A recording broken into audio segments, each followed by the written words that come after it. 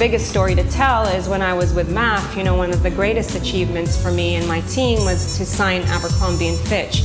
And that was really interesting because over 5 years, all the big retailers, or maybe longer, Chelhoubs and Attar and all the Als, I call them all the Als had been pitching to this really big Powerhouse, very big brand, the only brand that had not been in the region. And so, you know, our approach was, in my little world, in MAF fashion, my vision was to scout and sign this big mega beast. And as I went through that journey, you know, my team and the MAF group itself were like, well, you're a small business. How do you compete with Chelhoub, with Attar? If these big giants haven't secured such a big powerhouse, how can you? And hence that journey begins as to how do you enter a market, a new market with such a complicated brand. The reason Abercrombie hadn't been out to the region is because it's a beast. You know, it's a very big player, complexities logistically, complexities in their supply chain, complexities in their brand DNA. You know, they have half-naked men on their doorstep. That is definitely culturally sensitive and not something that would work in the region. You know, they're very set. Mike Jeffries, their former CEO, is a very difficult man.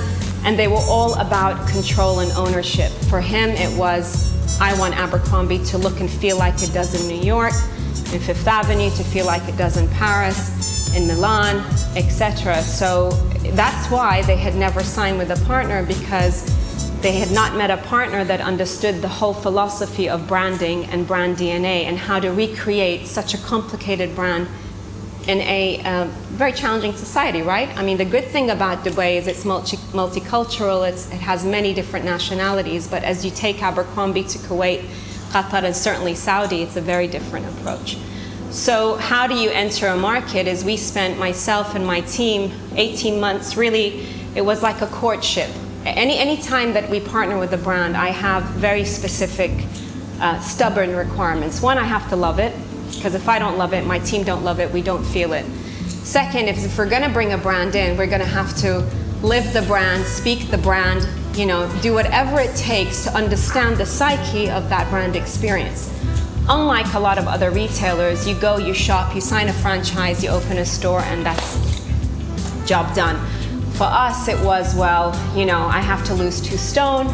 So we bought my leadership team. I have Victoria, who is my former marketing director and is now my marketing director here.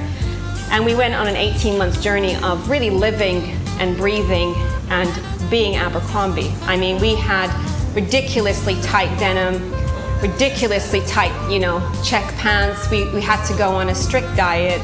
We had to speak the Abercrombie lingo because everybody's like 18 to 20 something. We had to learn the language, the Hollister language, the Abercrombie language. We had to listen. In our offices, music, Abercrombie music was constantly pumping.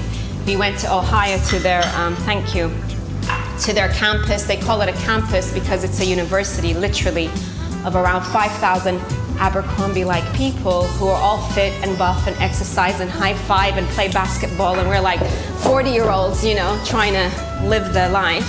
But the whole purpose of that was to understand the brand, right? Because there's no way I was going to open a store and not have experienced that so that I can then educate my 1,000 employees or my 500 team that's going to run this store as to how to make it happen and the magic of Abercrombie.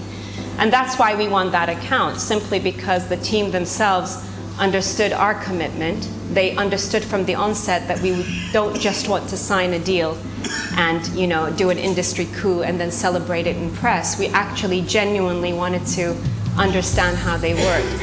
And then I sent my merchandisers out there. They lived on campus as well. I sent my logistics. I sent my brand people, my marketing team. We went through a journey of looking at their marketing collateral, changing. It was tough to have to get, thank you, to have to get a business to change their mindset, to say to them, your packaging is not culturally sensitive. And they're like, what do you mean? He's got a 10-pack. You know, he looks good. And he does look good, but it's not appropriate, you know, and their packaging we needed to rework, and we needed to rework their slogans and their pricing tickets and, you know, all of the above. And that's very tough when you're dealing with such a big business that you're having to educate. For them, it's like, why don't we just open a store? we just opened a store. We did it in Paris, we did it in Milan, and for us it's like, no, you can't. And you can't then take that and translate it to Saudi because it's different, and you can't do that in Kuwait, and so on and so forth. So for me to share with you today is, and Peter knows also, that for me it's all about brand.